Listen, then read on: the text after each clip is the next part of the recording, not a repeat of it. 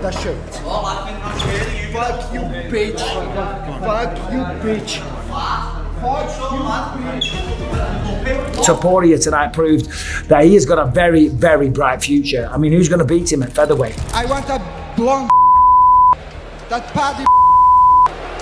When I think of like a scary opponent, what makes me go, ooh, that's Ilia. Ilia gives me that. He could put your f***ing lights out and change life. First of all, O'Malley, he's a piece of shit. No, what was I going to say? Oh yeah, Ilia Topuria can put Khabib and Makhachev in their face, bitch. That's what I like. I like that, man. Like, Makhachev tries to pipe up, and then Ilia can literally just say, well, you got fucking slept out cold, bitch. Like that. Easy. And there's no... Makhachev's then like...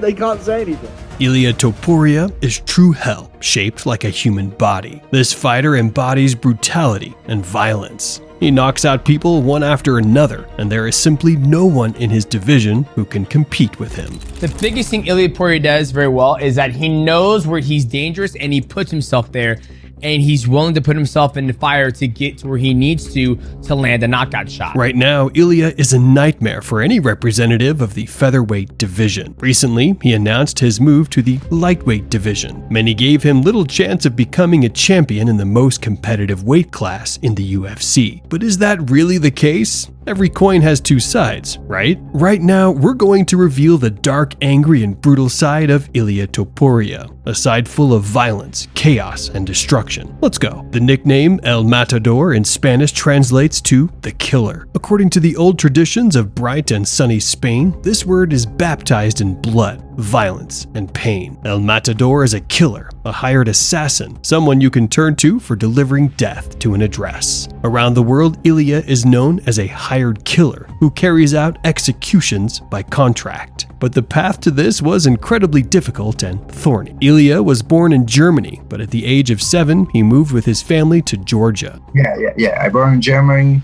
I lived there for 7 years. Then we moved to Georgia, and since 7 to 15, I was living there. It was in Georgia where he encountered wrestling and started training in the sport at the age of 10. Ilia's family put down roots in Georgia, and the fighter fell in love with the country, its traditions, and its customs. Topuria combined wrestling with school and extracurricular activities until he saw an exhibition mixed martial arts fight. That was the turning point. At the age of 12, a relentless thirst awoke in young Ilia, a thirst for blood, a thirst for violence, and a thirst for worldwide fame. Your story is very interesting. You were born in Germany. Your parents are of Georgian descent, correct? Correct. And when you were 15, you moved to Spain. Why did you guys move to Spain? I don't know. You have to ask it. You never asked that question? Why are we moving to Spain? That didn't come up? Yeah, because of the job, you know, we were living in Georgia, and that time in Georgia, there was a little bit of bad situation, you know, and my parents decided to move to Spain. He began studying mixed martial arts. Everything started when he moved to sunny Spain. It was in this country that Ilia discovered the amateur world of mixed martial arts. Ilia made his professional MMA debut in 2015 at the WCW event in Valencia. He defeated Spanish fighter Francisco Asprilla by submission. Early in his career, Topuria often used wrestling skills and won fights with submission chokes. In November 2016, he became the MFE featherweight champion, defeating Spanish fighter John Guarin at an event in Valencia. In 2018, Ilia earned his Brazilian Jiu-Jitsu black belt and debuted in the bantamweight division. In June at the Cage Warriors event in Belgium, he failed to make the 135-pound weight limit and did not win the title fight against Belgian fighter Brian Boulan. After returning to the featherweight division, Topuria fought twice in Brave CF in the fall of 2019, improving his professional record to 8 wins and no losses. Ilia made his UFC debut at UFC Fight Night in Abu Dhabi, on October 10, 2020, when he stepped in on short notice to replace Korean fighter Sang Woo Choi, who was injured before his fight against Moroccan Youssef Zalal. This fight ended with a unanimous decision victory for the Georgian-Spanish fighter, the first of his career. Ilia began his path to the title, attracting attention with his flamboyant behavior. Some fans dubbed Topuria the second Conor McGregor. This brought Ilia fame in Spain and elevated the sport in the country to a new level. Right now, yes. Before 1 year, if you tell someone in Spain something about MMA, they will ask you like, what's that? Wow. And now everyone knows what's MMA, what's UFC. Because of you. Yeah. After a successful debut in the UFC, Ilia faced a big problem. He came from a country with no champions in the world of mixed martial arts. From the very beginning of his career, people were skeptical of him. No one believed in him except for his close ones, family, and coaches. Despite his good record and impressive fights, the promotion kept matching Ilia with low-profile opponents and middle-tier competition. Ilia wanted to fight top-level opponents, and as soon as the league gave him the chance to face an opponent ranked among the top 50 in the world, Ilia immediately seized the opportunity. Damon Jackson became the essential stepping stone for Topuria's successful start. El Matador started the attack with 2 sharp strikes, which allowed him to cut Damon Jackson's eyebrow. Jackson simply couldn't keep up with his opponent's speed. He took a brutal body shot that marked the beginning of the end. Jackson bent over near the cage from the excruciating pain, and the brutal uppercut finished him off. He was virtually defenseless, and the referee stepped in just in time, saving the American from even worse consequences. Props to Ilia, right? He won. That was an impressive, very, very devastating KO he got. After delivering an impressive knockout, Topuria became a sort of prospect for Dana White's organization. All he had to do was entertain the boss and the fans with exciting fights and, slowly but surely, make his way toward a title shot. His path to championship glory began that evening. Next on the list was the well-known prospect Ryan Hall, who had been lingering at the top of the new talent pool. In this fight, Hall wasn't prepared to box with Ilia, so he made 9 desperate attempts to take the fight to the ground. But unfortunately for Ryan, Ilia was a base wrestler, and all his attempts failed. As a result, Ilia eventually took down his next victim and finished him off with an incredible ground and pound. It's his hands. I think it's his speed. I think his defense. I think it's his motion. I think it's his footwork. I mean, I think that he's really a beautiful talent to watch, straight up pugilistically. As I mentioned earlier, Ilia holds the traditions of the country where he grew up in high regard. When Paddy Pimblett insulted Georgia on social media, a confrontation unfolded between the fighters. The bold and brash Englishman amused journalists with his loud words, and in the hotel lobby, he unexpectedly crossed paths with Ilia Topuria. The Georgian fighter attacked the Scouser over the comments he made about the Georgian people on Twitter during a conflict with another Georgian fighter. Pimblett and Topuria were separated, but it was clear their story had just begun. At the same time, Ilia faced his first tough challenge, Jai Herbert. Herbert managed to catch his opponent and sent Topuria into a heavy knockdown. In the second round, the fighters returned to the striking game. Herbert, seeing that the Georgian fighter wasn't in the best shape, seemed to believe in himself. But Ilia lured him into a fierce exchange. The result, a clean knockout. Topuria dropped his opponent with a sharp right hook, then didn't hesitate to call out Paddy Pimblett. He fought this dude, Jai Herbert, and he went up to 155 for that fight. He's a 45-pounder, and he said, fuck it, I'll take a fight at 55. He gets head kicked in the first round by... Jai Herbert is a nasty stand-up fighter. He's so good. And he caught Topuria with the perfect head kick. Now, Ilia is gaining popularity in the media and preparing to become the next fighter to challenge the champion. He's knocking out his opposition and is already a dangerous threat to the great and dominant champion. Okay, I think the last person who I felt that way about, to be honest, was Conor McGregor when he fought Diego Brandao. But how many still don't believe in Ilia? Many considered his success to be a fluke. Yet Topuria was a dangerous and tough fighter, perfect in all aspects of his skill set. His biggest hater, Paddy Pimblett, never missed an opportunity to provoke his main rival. I That was some chorizo, a Spanish sausage. Oh. He's so different. Your boy over there. You see me coming, he go to the back doors. He's obsessed with me, lad. It's heavy. Shut the fuck up. He hasn't stopped tweeting about me all week, lad. He needs to sort his life out. Back in your mouth, please, loudly, shut up, man. Even though Topuria was supposed to fight Bryce Mitchell, Ilia wanted to fight the arrogant and talkative Englishman. A bitter rivalry developed between the two fighters, and it was clear to everyone at the press conference. Shut up. That's what you are. You're a little Shut up. If not, I'm gonna stand up and I'm gonna crush your face right here. Do it then, you little Mash you up. fart. You have another question? Do it. Do it then, you little pussy. What? Do it. Do it. Come on, do something then. Do something, stand up. What'll you do? You'll do nothing. You'll do nothing, you little fart. Go and sit back down.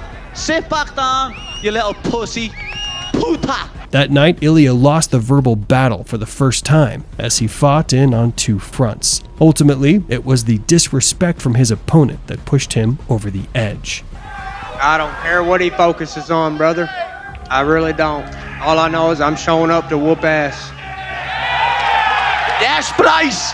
Yes! And on the night of the fight, Ilia silenced Paddy and got his revenge. The undefeated Bryce Mitchell, who was on a 15-fight win streak, became the next victim of El Matador.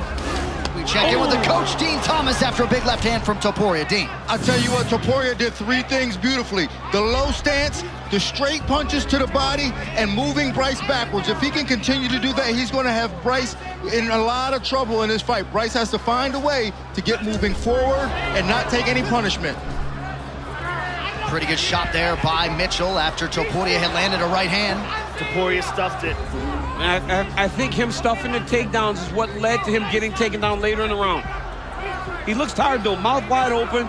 I think he got stung. Oh, big uppercut. Oh, he got hurt. Knocks Mitchell down. Ilia looks like he's trying to get space and distance. Big shots by Topuria. Wow. Mitchell urgently gets back to his feet. Topuria continues to apply pressure. He's gonna get himself tired too. Beautiful uppercut there though. He clipped him with that uppercut. Wow. Ragdoll. Pancaked him, yep. Pancaked him. That's some stuff I show my 6-year-old wrestlers when they shooting there on their knees. Pancake them. Well, Mitchell is bloodied and battered, but undeterred. Over 2 minutes still to go, round two. Knee on the belly. Topuria is in excellent shape. Yeah, he's all over him. And this is an incredible pace, but Topuria is really... like an arm triangle. Oh, my goodness. Look at this. Look at this. Oh, that's tight. Whoa! Still undefeated. Wow. Ilia Topuria submits Bryce Mitchell. Wow. Oh, my goodness. He beat him up. He submitted him. Wow. In the second round, Topuria choked out his opponent, showcasing his uniqueness to the world. Ilia is brilliant, both in striking and on the ground. A fighter like him is near perfection, and it's incredibly difficult to compete with him. With the victory over Mitchell, Topuria's alter ego fully took control of his mind. Now he would stop at nothing to get what he wanted. The bar fight where he knocked out his tormentor with a single punch, his loud public statements about overthrowing the champion, his outrageous and eccentric behavior, all of it became synonymous with his alter ego. Now Ilia was stepping over everyone in his path. I remember it was after the Bryce Mitchell fight, and I think we were both pretty high on Bryce Mitchell.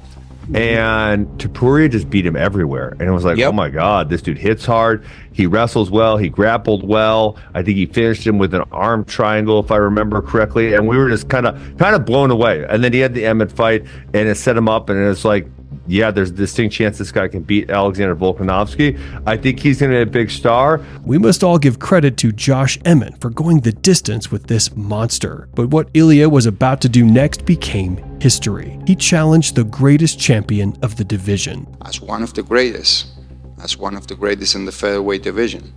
And they're going to remember me too, as they're going to remember Jose Aldo in the division, Conor McGregor, to Alexander Volkanovski. I'm going to put myself in that book. Topuria is a nightmare. Yes, he is. He's a nightmare. Yeah. He's scary. What he did to Josh Emmett, I was like, nasty. Oh, man. He's nasty. What he did to Bryce Mitchell, like, oh, man. He's so good, and he's so skilled, and he's got great boxing, got great takedown defense. Everything, everywhere. Obviously, you consider yourself to be the better fighter than Alex, but in what area do you think you'll show how much better you are than him? Everywhere. I'm better than him everywhere. What do you make of that energy that he's bringing? That Shut lack the of fuck up, what do you make of that?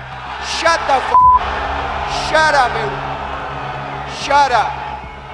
I think this old man needs Shut up. this young fella a lesson. What do you reckon? Hey, you how he came dressed? You already know what's gonna happen. You just came ready for the retirement. Look how you look as an old man. Get a good spanking, that's what's gonna happen, hey. Shut the fuck up, you two, okay? He said he's gonna humble me. Stand up and do something, humble me. I'm here, right in front of you. Do some shit. Do something. Ilia always backed up his words with actions, and on the night of his fight with Volkanovski, Topuria did exactly what he had promised for so long. All right, UFC Featherweight Championship on the line. Challenger Ilia Topuria is in red. Volkanovski in the black and gold, befitting a champion. Oh, early right hand lands for Topuria. He looks sharp. The boxing heavy style of Ilia Topuria. And there's another strong calf kick by Topuria. Both men had their moments in round one.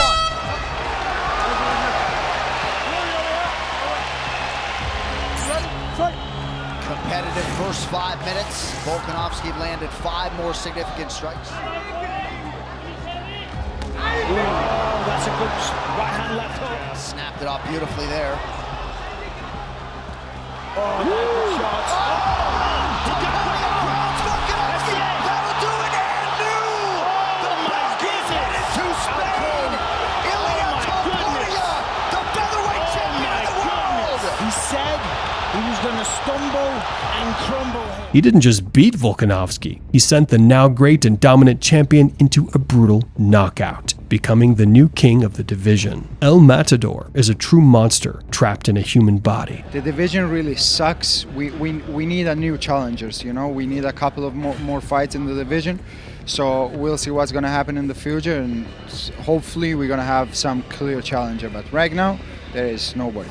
It's an unstoppable power, incredibly difficult to compete with. It's the embodiment of a wild, raging fire that burns everything in its path. It doesn't matter how many fights you have, how many times you've defended your belt, or how many knockouts and submissions you've scored. The harsh reality is, if you sign a contract to fight Topuria, you've automatically branded yourself as a victim. Potentially late in round one. And right now, Trevor Woodman told Justin. Huge right in round 5 for Holloway. Nation.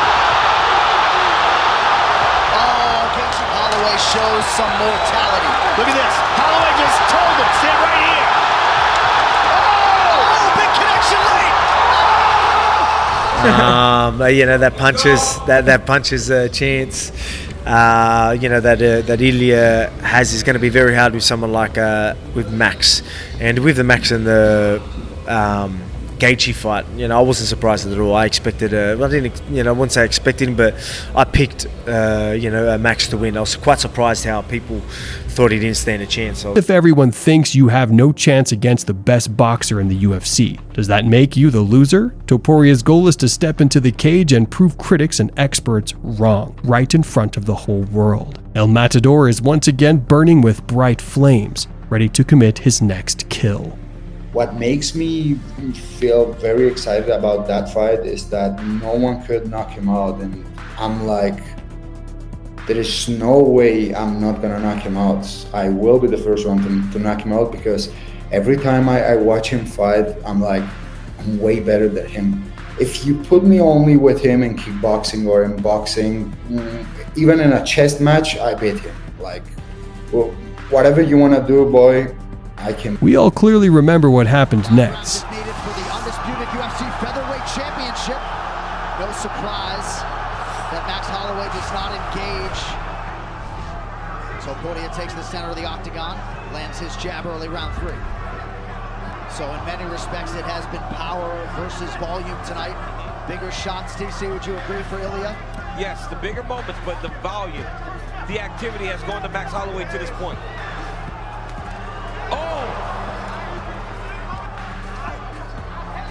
Pretty good head movement there by the champ. Oh, a huge right now for Topuria.